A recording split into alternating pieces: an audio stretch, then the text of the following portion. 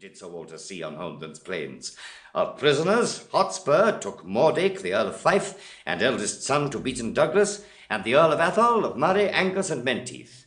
And is not this an honourable spoil? A gallant prize, huh, cousin, is it not? In faith, it is a conquest for a prince to boast of.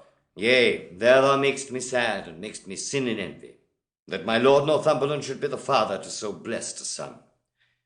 A son who is the theme of honour's tongue, amongst a grove the very straightest plant, who is sweet Fortune's minion and her pride. Whilst I, by looking on the praise of him, see riot and dishonour stain the brow of my young Harry.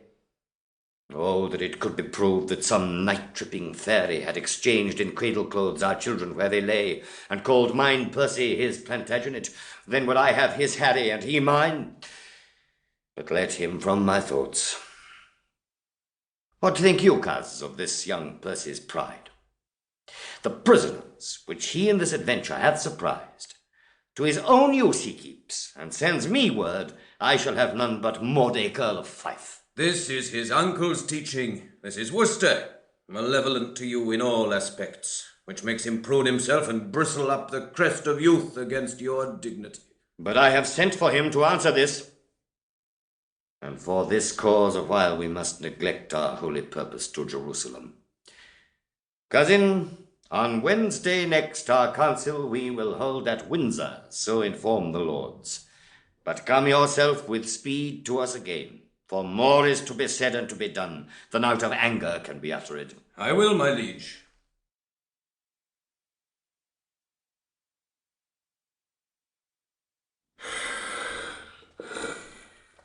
Well, what time of day is it, lad? Thou art so fat-witted with drinking of old sack, and unbuttoning thee after supper, and sleeping upon benches after noon, that thou hast forgotten to demand that truly which thou wouldst truly know. What a devil hast thou to do with the time of the day? Unless hours were cups of sack, and minutes capons, and clocks the tongues of boards, and dials the signs of leaping houses, and the blessed sun himself a fair hot wench in flame-coloured taffeta, I see no reason why thou shouldst be so superfluous to demand the time of the day. Indeed. You come near me now, Hal. For we that take Percy's go by the moon and the 7 stars, and not by Phoebus, he that wandering night so fair. And I prithee, sweet wag, when thou art king, as God save thy grace, Majesty, I should say, for grace thou'lt have none. What? None? No, by my troth, not so much as will serve to be prologue to an egg and butter. Well, how then? Come, roundly, roundly. Marry then, sweet wag, when thou art king, let not us that are squires of the night's body be called thieves of the day's beauty. Let us be Diana's foresters, gentlemen of the shade, minions of the moon. And let men say we be men of good government, being governed as the sea is by our noble and chaste mistress the moon, under whose countenance we steal. Thou sayest well, and it holds well too. For the fortune of us that are the moon's men doth ebb and flow like the sea, being governed as the sea is by the moon.